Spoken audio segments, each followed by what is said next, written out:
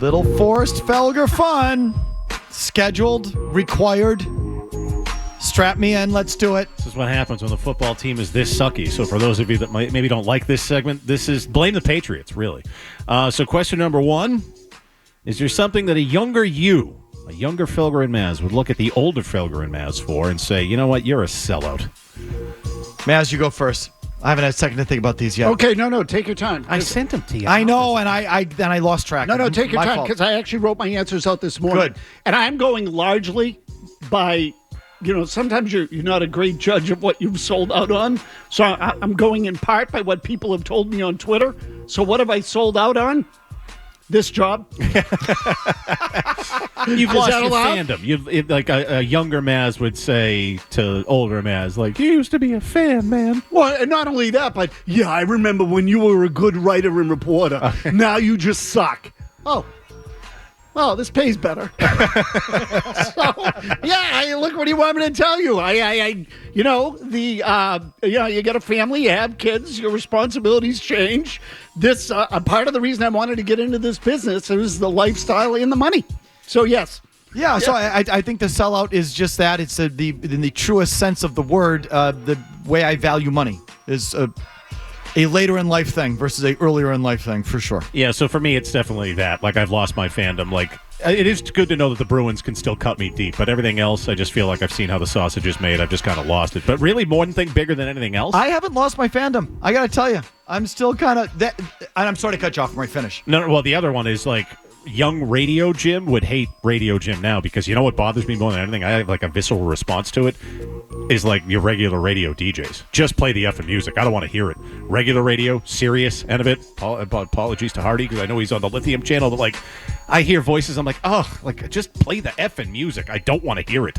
No, I'm a seller because I value money now where I didn't before. But the fandom thing, that Brewers loss last week. Oh, yeah, you seem real effed up over that. It's been hard for me to like watch any baseball. Or I kind of look away like a little 12-year-old boy who missed school the next day when the Brewers lost in 80. Like that one hurt me disproportionate to my age and my life and the other things I've going on in my life. Like that, I have not lost that. Well, with good reason that one hurt you. That was a bad one. That was tough. Yeah, that would have hurt me too. Who is the rudest celebrity you've ever met, and what happened? Stop. Easy. Stop. Don't say anything yet. Easy. So let me just say this up front before we get to this question.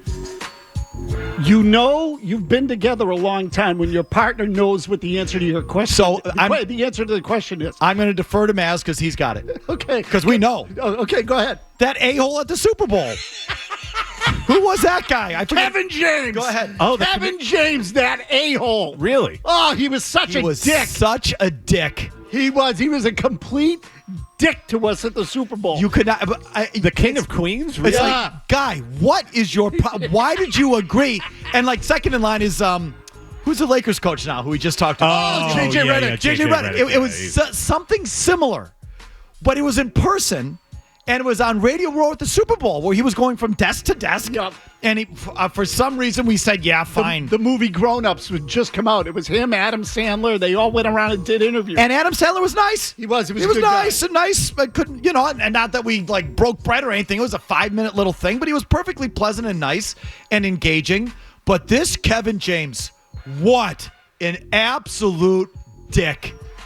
Do you remember this? Yes, I do. I want to jump across the table and punch him in his fat face. Oh, my God. So just stone-faced? Yeah. No. It was J.J. Redick, but in person. Oh, yeah, wow. He was sitting there like, oh, God, how many of these do we have to do? I'm great. How are you guys doing? Seriously. And so we're just, it was a grab ass. It was that kind of interview. They're not, I asked Adam Sandler, like, if he was a fan. He's like, I'm like, are you a Red? Because he's from New Hampshire, right? I asked him, are you a Red Sox? No, I'm a Yankee fan. You didn't know that? Sorry, I didn't know your life story, Adam Sandler. Okay, so go F yourself. Yeah, but he was okay for the most part. Then Kevin James says, well, that's a stupid deal. I said, well, what's the dumbest question you guys have gotten on Radio Row? That one. Oh, shut up. He sucked. Oh, he was the worst. Oh, he was horrible. Great question. So that sounds similar to the worst for me was also a comedian, Dave Attell. If you remember the show Insomniac from years and years ago, same thing. Enough that I ended up saying to him, like, if you don't want to be here, it's clear, like, then why are you here? To, like, promote a show that's probably going to sell it anyway. Like, you're an a-hole. Some comedians, they just are a-holes in real life. Next, what's something that's so stupid you refuse to believe that it's actually true? Mazz, go ahead, please. Colonizing in space. That's idiotic. That's never going to happen. I'm for this. I'm with you on this. There's no way that's going to happen. I think you're out of your mind if you think that the people are actually going to be able to live on the moon or in some space station up there. Like, that's dumb. That'll never going to happen. I so disagree with that. Go ahead, Murray. That people really think the world is flat. Or the one that's more recent, because we just got these bad hurricanes the last couple of weeks, that like the government controls the weather. If you're like that, and especially wiping out Florida where Trump's going to win. I can't. Like, I just immediately shut. Oh, is that part of the conspiracy?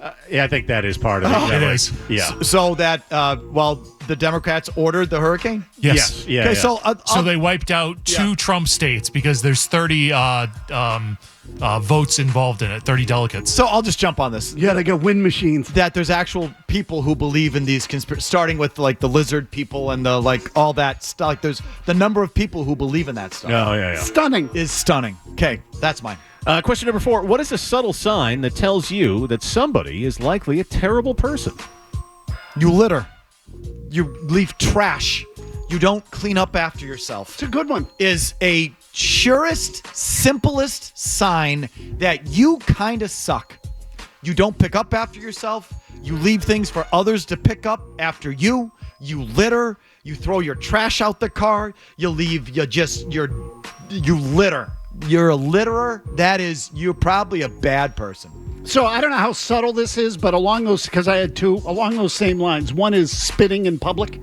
Like if you walk, like it's along the same lines. yeah, it's sort of What the if you same got a thing. hawk a loogie? Well, no, if you spit on the sidewalk. Yeah, it's like- If you spit on the grass, Mazz, on your own dime, like I don't know. No, and also if like it's different. Like if you sort of snort, now you got a thing.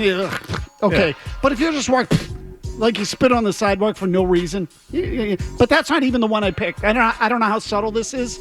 Mistreatment of servers in restaurants. This is my number 1. Big one. Yeah. If you mistreat a wait person just because you think you're the balls, you're an a-hole. You are an epic a-hole, and frankly, I don't ever want to go out to dinner with you again. I will never eat with those people again, ever.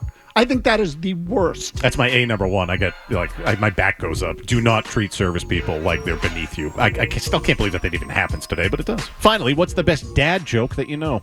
Oh, I got him. Go. I got 2. Okay, my go-to is generic, and then I'll give you a Halloween-themed. Oh, Okay, good. Okay. wow. Yeah. You got bits. Okay. Guy goes into the doctor, says, I don't know what it is, doc. I don't feel right. Some days I feel like I'm a teepee. Some days I feel like I'm a wigwam. Like a teepee, wigwam, teepee, wigwam. It's like every other day. The doctor says, I know what your problem is. You're too tense. Very good. And why wouldn't the witch date the ghost? Why? Why wouldn't the witch go on a date with the ghost? Because he had a Halloweenie. Boo. I like the first. Dad jokes. Those I like are good the first jokes. one. Those are good jokes. Okay, so I stole these. I heard these both on ESPN on Get Up. They do the dad jokes. Have I you didn't seen know these? this. No. Okay, so Rex Ryan, I'm going to give you 2 also. What did the crab say to the lobster? What? Don't be shellfish. Okay. The other one is the one I like better. This was courtesy of Dan Orlovsky. You've stolen these. I have, but they're good. What kind of coordination did Whitney Houston have? I don't know. Hand I like that. That's pretty good. Yeah. That one's good. Yeah. The only one I've known since I was a kid from my dad was, how do you make a tissue dance? You blow a little boogie in it. Yeah. See, no one gets hurt in any of those jokes. Yeah, right. Yeah, like Not too those. bad. That's real humor. Well, there you go. Some forced Felger fun for another Thursday. Enough of that. If you like that clip, check out more videos from Felger and Mazz here. For more Patriots analysis and opinion, hit this playlist. And for all the latest from the Sports Hub, download the app at 985thesportshub.com.